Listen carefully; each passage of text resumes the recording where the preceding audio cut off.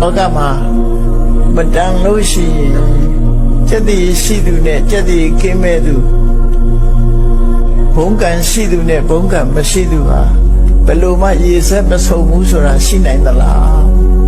ဟုတ်တယ်ခုခေတ်လူတွေရေစက်လို့ပြောကြတယ်နော်ရေစက်လို့ပြောတယ်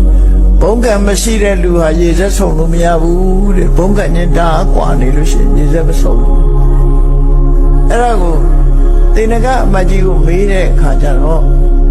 ဘုံကံရှိသူနဲ့ဘုံကံမရှိသူဟာတူတူပေါင်းဖက်မှုများရှိသလားလို့ဆိုဒီရေစက်မဆုံးဘူးသူဟာ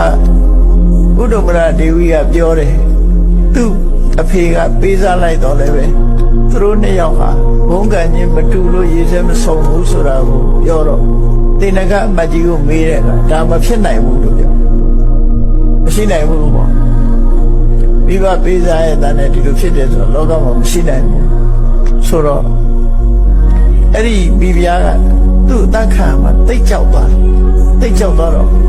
ဘုရင်ကြီးကတခြားပညာရှိတွေကိုငါမေးဦးမယ်ဆိုမဟောဒရာကိုခေါ်ပြီးတော့မေးတယ်ဒီလိုကိစ္စမျိုးဟာဖြစ်နိုင်သလားမဖြစ်နိုင်ဘူးလားလူတွေဟာတယောက်နဲ့တယောက်ဘုံကံချင်းမတူရင်ရေစက်မဆုံဘူးဆိုတာဖြစ်နိုင်သလားဆိုအဲ့ဒါ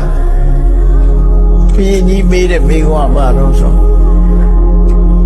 အဋ္ဌိတိယရူပဝတ္တိသာသသီလဝတ္တိတိယအမျိုးသမီးတယောက်ဟာယောဂလည်းပထမချောတယ်ကိုချင်းစာရိတ္တအချင်းစာရိတ္တလည်းအလွန်ကောင်းတယ်ပုရိသောတံနာအိစေယ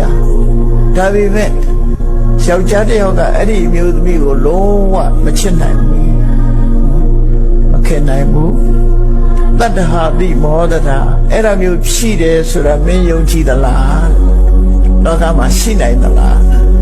အမျိုးသမီးတယောက်ကဘာမှအပြစ်မရှိဘူးယုံလဲချောတယ်နော်ကိုချင်းတရားလဲပထမတတ္တဟာမိမဟာရာဇာသူယုံပါတယ်တဲ့လက်ခံတယ်ပုရိသောဒုပ္ပဂောတိယယောက်ျားလှုပ်တဲ့ပုဂ္ဂိုလ်ကဘုံကံနေတဲ့လူဆိုလို့ရှိရင်ဘုံကံကြီးမားတဲ့အမျိုးသမီးကိုစိတ်ဝင်စားမှုတဲ့ဒါခြေစက်မဆုံးဘူးလို့ပြောအောင်နော်ပမာလို့နော်ခြေစက်မဆုံးနိုင်ဘူးတဲ့